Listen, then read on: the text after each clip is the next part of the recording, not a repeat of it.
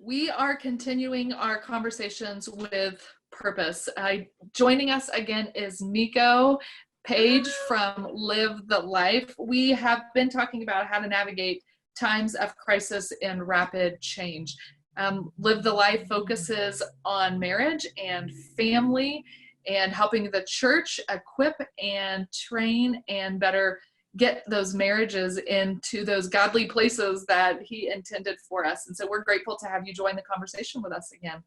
I'm excited. We've been having a great time. Even though we haven't physically been able to be together, this has been the next best thing. So we are thankful for technology.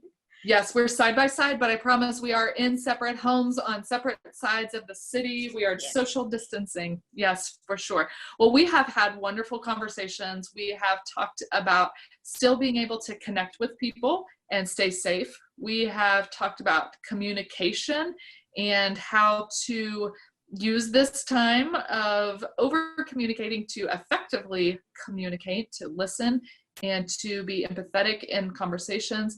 And then we've also given you guys a tool, emptying the trash can. I loved it. If you haven't seen any of those videos, please go back to our pages, because you guys are going to have this as well, and revisit those conversations that we had.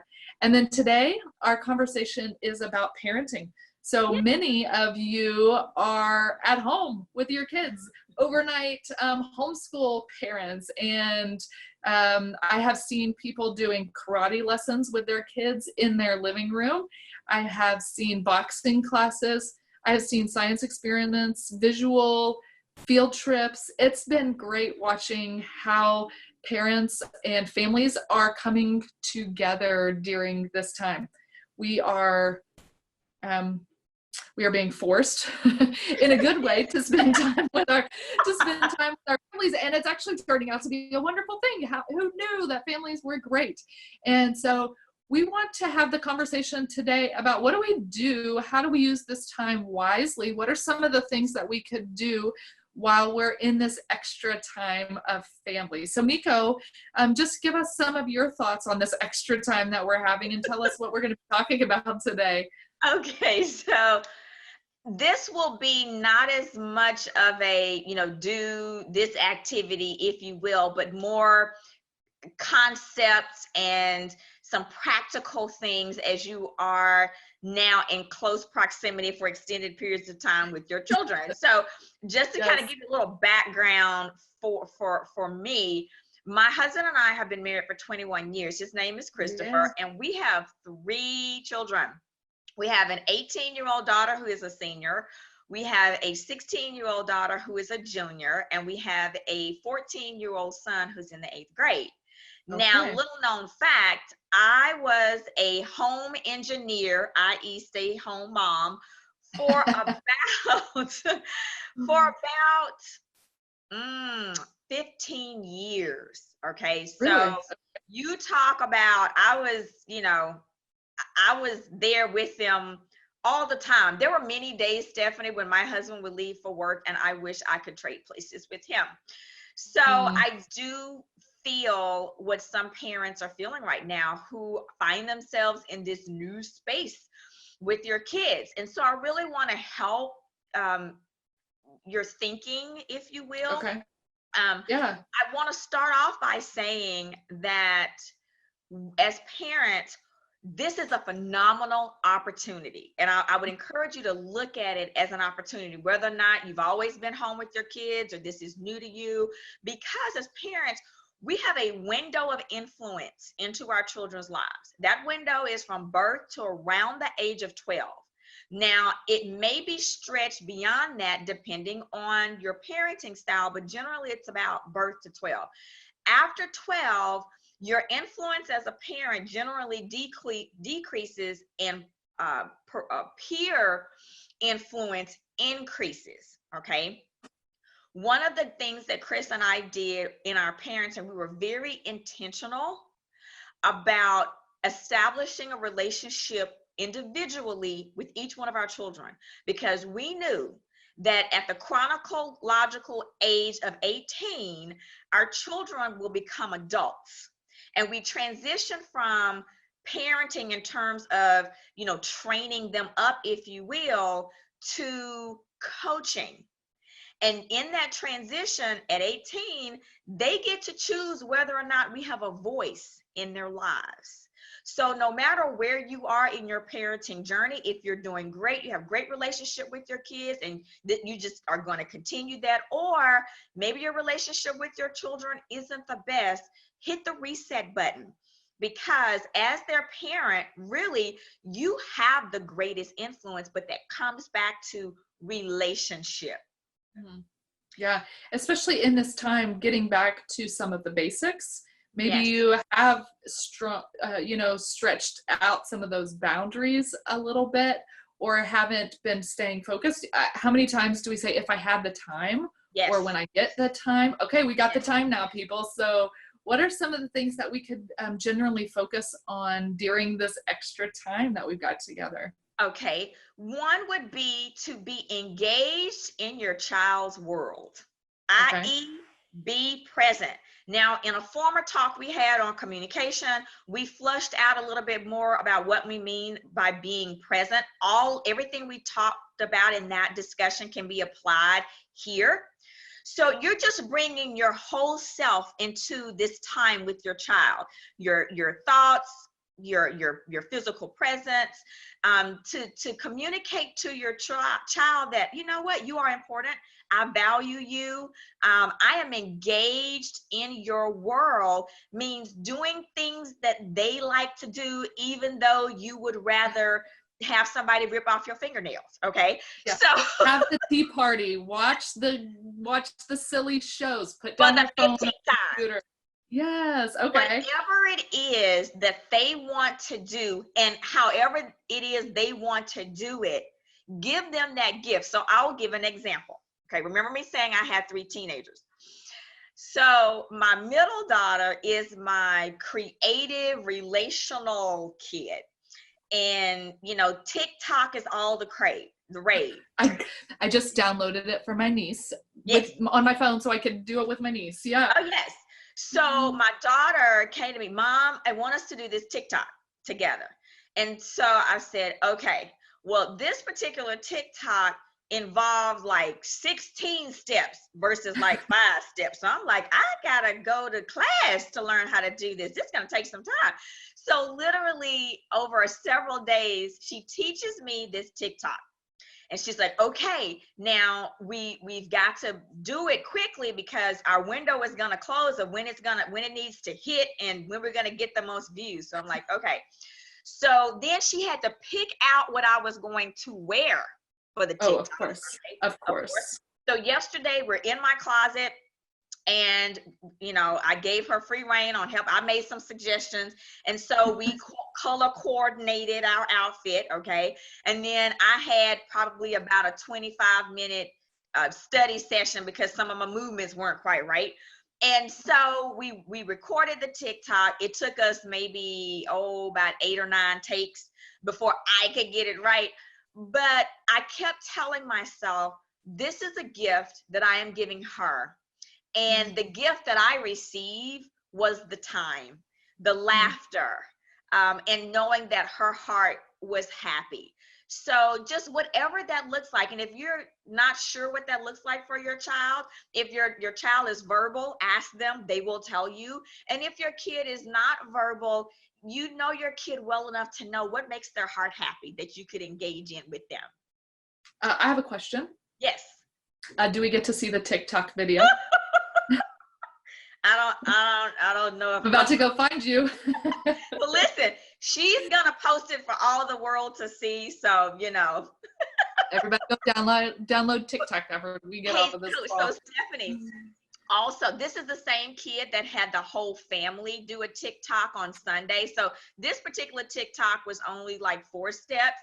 And so it took the family, it probably took us about an hour just to get everybody coordinated, people bursting out in laughter, but it was so much fun.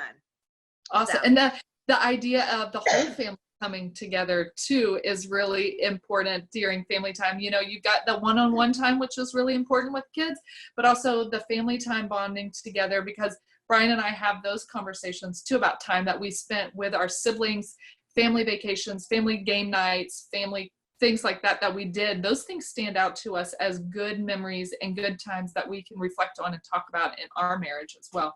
And those are the things that your kids will point back to and look on with fond memories of feeling loved and valued. It is the experiences and the time that you give them. And they'll carry it into their families. Yes. Oh, absolutely. Because they just look at you as a big play date. I mean, a big playmate is you know. So the second thing is communicate in a respectful and loving manner. It is your tone. Is it honoring? Is your communication with your child honoring and respectful? Because when I think back to being a child, it communicated love and respect to me when my parents spoke to me in an honoring way. And it goes back to the golden rule: treat other people as you would want them to treat you. You know, I wouldn't want anybody yelling at me or speaking to me in a way that was dishonoring. And so that builds the relationship that we have with our children. They know when they are being valued and heard and honored. And a lot of that is translated in how we talk to them.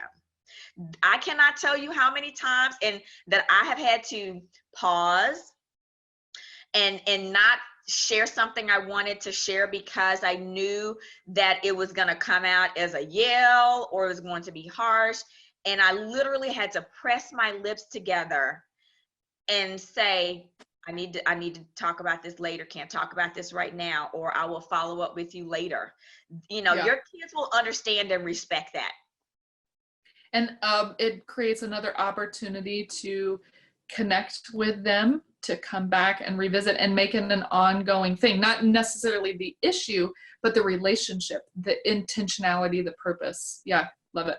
In addition to that, Stephanie, you know what it also communicates is that as an adult, I am demonstrating to my children that I can control my emotions. Now, we talk about how we want them to be able to be in command of their emotions and their feelings. Well, we need to be able to demonstrate that as well. Good point.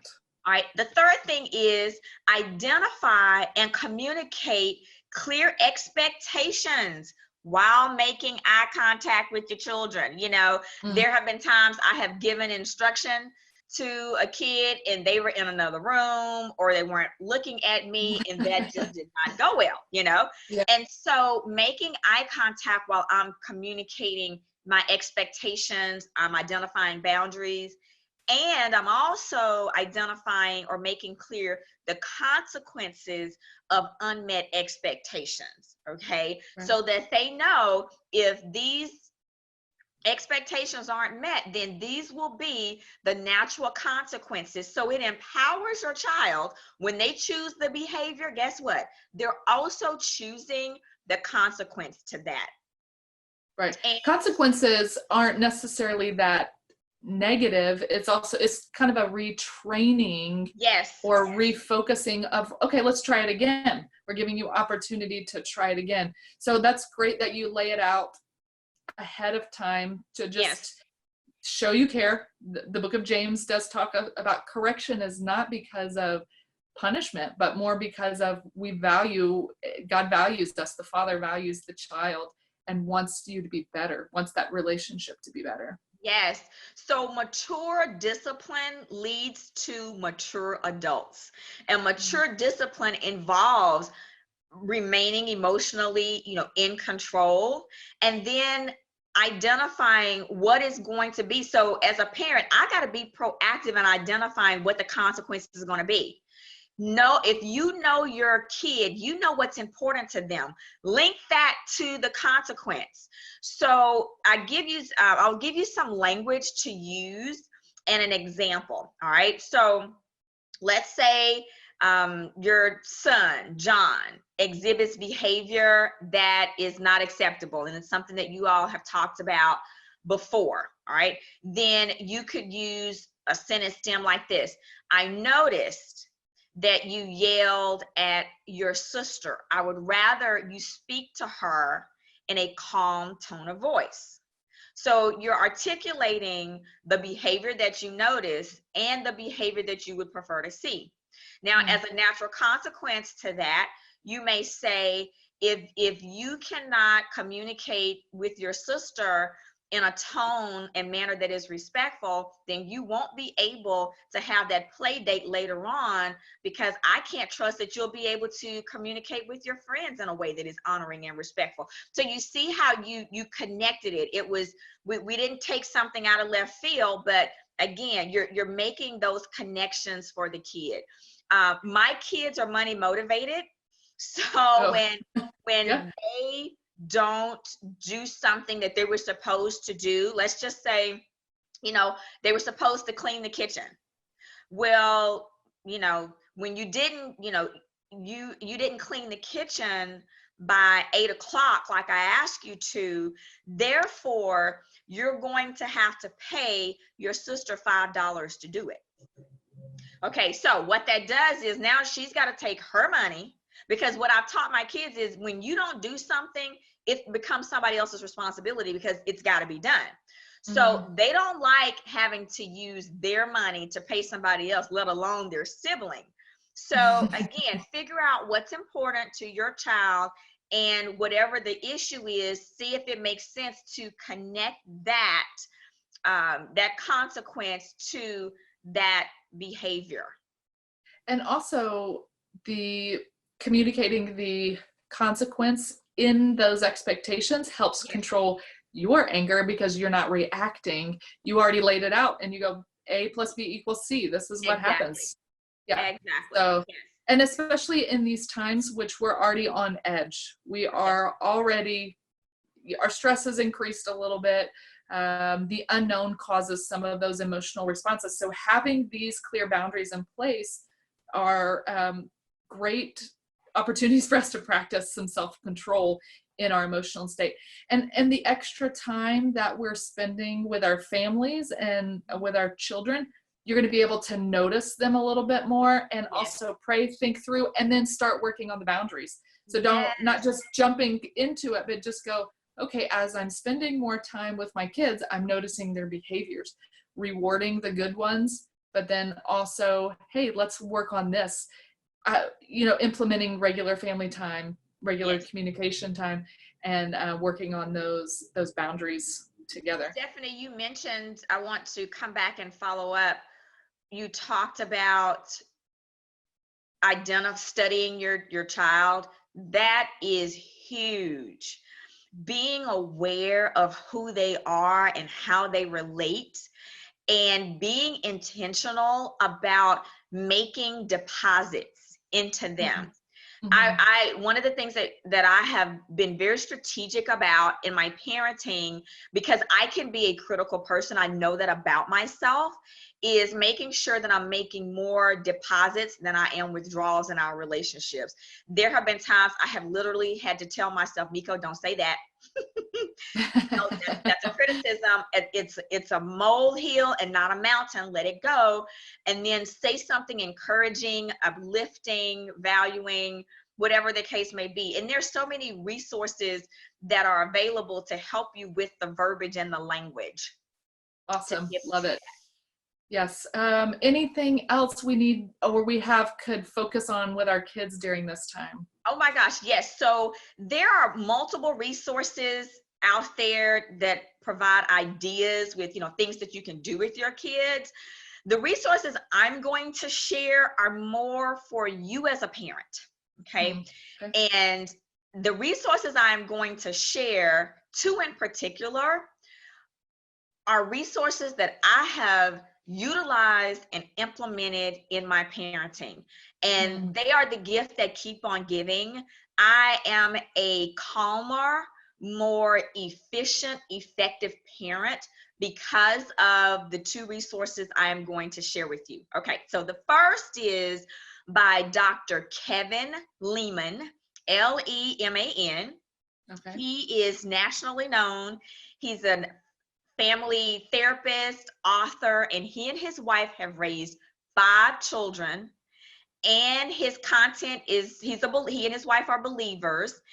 And so I'm telling you, their material just blessed my life. So the first book is for young children, and it's called Making Children Mind Without Losing Yours. The title alone is awesome.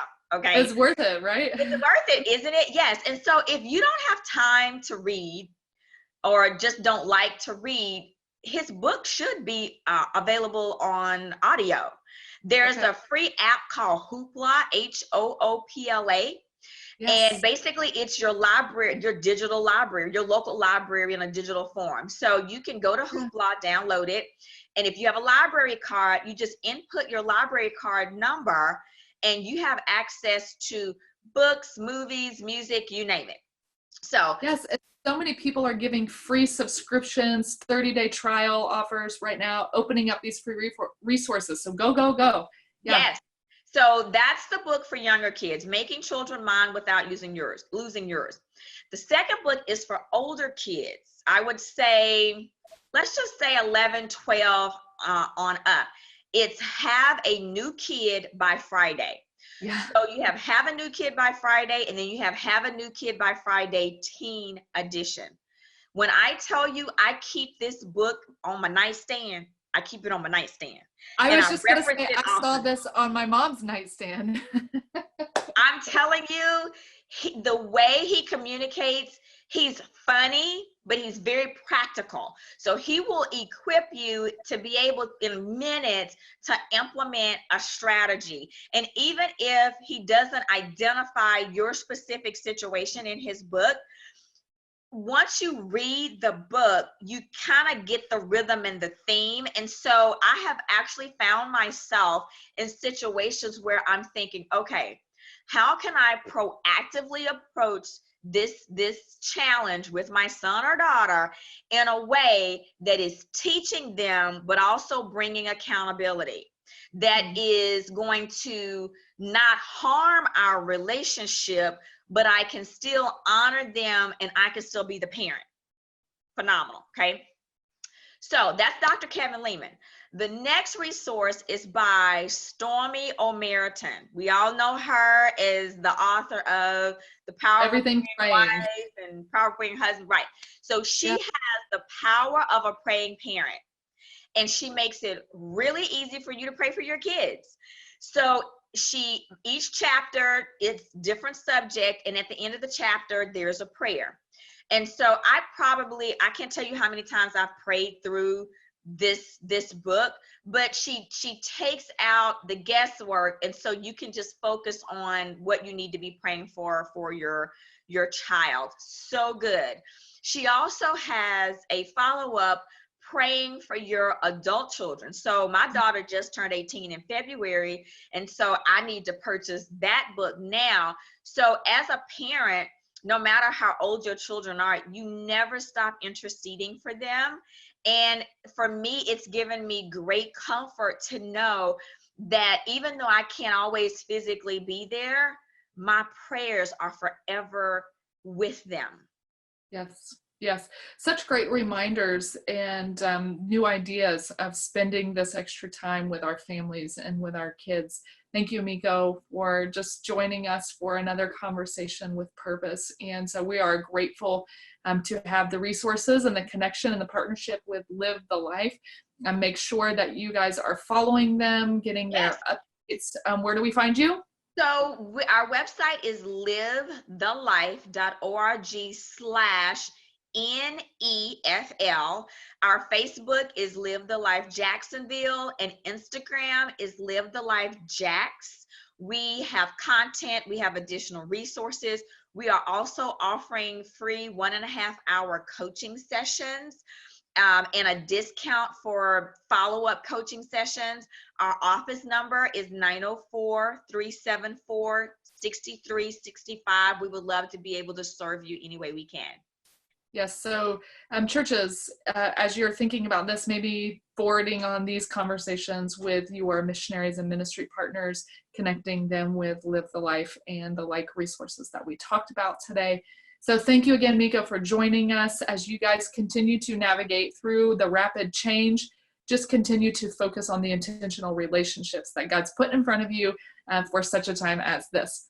And so we thank you, Mika, for joining us. We thank you guys My pleasure. Thank you, Stephanie. for the conversation. All right, we look forward to the next conversation. Yes.